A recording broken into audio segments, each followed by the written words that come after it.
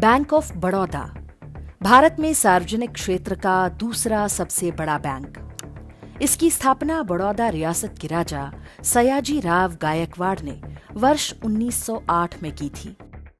वही सयाजी राव गायकवाड़ जिन्हें भारत का अंतिम आदर्श हिंदू राजा भी कहा जाता है।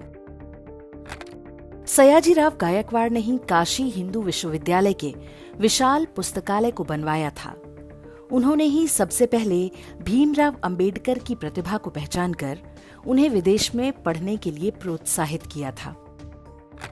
सयाजीराव गायकवाड़ जैसे महान व्यक्तित्व द्वारा स्थापित बैंक ऑफ बड़ौदा आज जो कुछ कर रहा है उससे निश्चित ही उस महान आत्मा को कष्ट पहुंचता होगा। बैंक ऑफ बड़ौदा का काम बैंकिंग और उससे जुड़ी सेवाएं देना है, लेकिन ऐसा लगता है कि इस बैंक के प्रबंधन को भी सेकुलरिज्म का चस्का लग गया है। इसके लिए बैंक की ओर से हिंदी की आड़ में उर्दू को बढ़ावा दिया जा रहा है। बैंक ऑफ बड़ौदा ने राष्ट्रभाषा सम्मान के नाम से एक पुरस्कार बांटा। भारत में कोई राष्ट्रभाषा घोषित नहीं है। हिंदी को राजभाषा माना गया है, इसलिए सरकारी कार्यालयों और बैंकों से आशा की जाती है कि वे आधिकारिक रूप से हिंदी में कामकाज को बढ़ावा देंगे। लेकिन बैंक ऑफ बड़ौदा ने अपना तथाकथित राष्ट्रभाषा सम्मान उर्दू उपन्यास अल्लाह मियां का कारखाना को दे दिया। इसके लेखक मोहसिन खान को 21 लाख और अनुवादक सईद अहमद को 15 लाख रुपए दिए गए। उपविजेता के रूप में 5 पुस्तकें चुनी गईं, जिनमें 2 उर्दू की हैं। इस प्रकार कुल 6 में से 3 पुरस्कार उर्दू पुस्तकों को दिया गया। एक पुरस्कार ओडिया, बांग्ला और मराठी पुस्तक को भी दिया गया, संभवतः इसलिए कि सारे पुरस्कार उर्दू को देने का आरोप न लगे।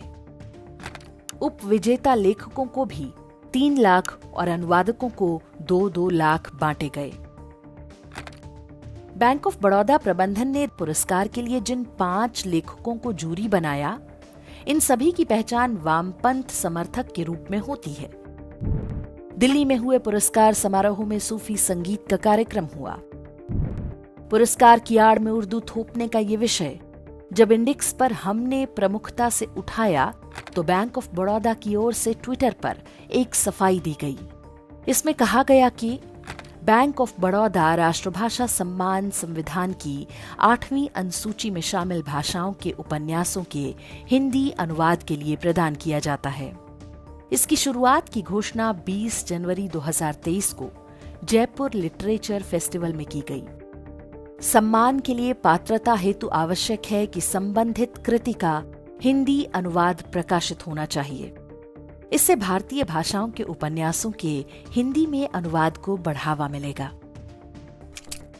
बैंक का ये स्पष्टीकरण कई गंभीर प्रश्न पैदा करता है। किसी भी भाषा को बढ़ावा देने के लिए उसके मूल लेखन को पुरस्कृत किया जाना चाहिए या अनुवाद को। जिन उर्दू पुस्तकों को पुरस्कृत किया गया, जब उनके बारे में कोई जानता नहीं तो उनका अनुवाद कैसे लोकप्रिय हो जाएगा? 8वीं अनुसूची की भाषाओं में बोलने वालों की संख्या के आधार पर उर्दू 7वें स्थान पर है। उससे कई गुना अधिक लोग मराठी, तेलुगु, तमिल और गुजराती जैसी भाषाएं बोलते हैं, लेकिन उर्दू से ही ये विशेष प्रेम क्यों?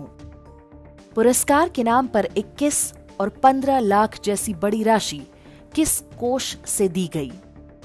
राजभाषा के नाम पर भारत सरकार जो पुरस्कार देती है उसमें भी अधिकतम राशि 2 लाख रुपए है। सार्वजनिक क्षेत्र का एक बैंक जयपुर लिटरेचर फेस्टिवल जैसे वामपंथी प्रभुत्व वाले कार्यक्रम में पुरस्कार की घोषणा क्यों करता है?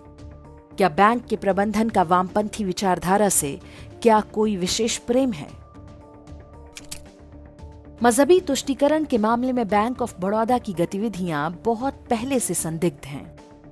भारत में उर्दू को बढ़ावा देने के नाम पर रेख्ता नाम से एक कार्यक्रम हर वर्ष होता है। बैंक ऑफ बड़ौदा इसके सबसे बड़े प्रायोजकों में से एक है। उर्दू के प्रति बैंक ऑफ बड़ौदा का ये विशेष प्रेम सामान्य नहीं है। देश में हिंदी का विरोध होता है, जबकि ये 57% से अधिक लोगों द्वारा बोली समझी जाती है। हर भारतीय भाषा को लगता है कि उन पर हिंदी को थोपा जा रहा है, जबकि वास्तव में उर्दू थोपी जा रही है। देश की राजधानी दिल्ली से लेकर तमाम रेलवे स्टेशनों के बोर्ड पर उर्दू में भी नाम लिखे जाते हैं, जबकि बांग्ला, मराठी, तेलुगु, तमिल, गुजराती बोलने वालों की संख्या इससे कहीं अधिक है। कन्नड़ बोलने वालों की संख्या भी लगभग उर्दू के बराबर है, लेकिन इसे केवल कर्नाटक तक समेट कर रख दिया गया। कांग्रेस के समय में ढेरों राज्य सरकारों ने मुस्लिम तुष्टीकरण की नीति के अंतर्गत उर्दू को दूसरी राजभाषा की मान्यता दे रखी है। भारत के उर्दूकरण पर हमने एक वीडियो बनाया है, जिसका लिंक आप डिस्क्रिप्शन और कमेंट में देख सकते हैं। एक प्रश्न यह भी उठ रहा है कि बैंक ऑफ बड़ौदा ने इतनी बड़ी पुरस्कार राशि कहीं किसी को रिश्वत पहुंचाने के लिए तो नहीं दी। जिस बैंक ने प्रियंका गांधी वाड्रा से 2 करोड़ रुपए में पेंटिंग खरीदी थी, कहीं बैंक ऑफ बड़ौदा प्रबंधन ने वैसा ही कोई सौदा तो नहीं किया। इन आरोपों में क्या सच्चाई है हम नहीं कह सकते। आशा है रिजर्व बैंक और वित्त मंत्रालय इस बात की जांच करेंगे, लेकिन भारत के सामान्य लोगों और सरकारों को ये सोचना होगा कि कोई भी सार्वजनिक या निजी क्षेत्र की कंपनी पर्दे के पीछे छिपकर मजहबी खेल खेलना क्यों आरंभ कर देती है।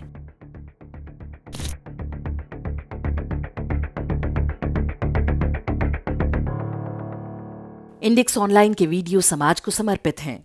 आप इनको डाउनलोड करके जैसे चाहे वैसे प्रयोग कर सकते हैं। चाहे तो आप हमारे टेलीग्राम चैनल से जुड़ सकते हैं, वहां सारे नए पुराने वीडियो आपको मिल जाएंगे। हमारे सोशल मीडिया लिंक हर वीडियो के डिस्क्रिप्शन में होते हैं। हमारा एकमात्र उद्देश्य हिंदू समाज को जागृत और एकजुट करना है। इसमें सहभागी बने। धन्यवाद।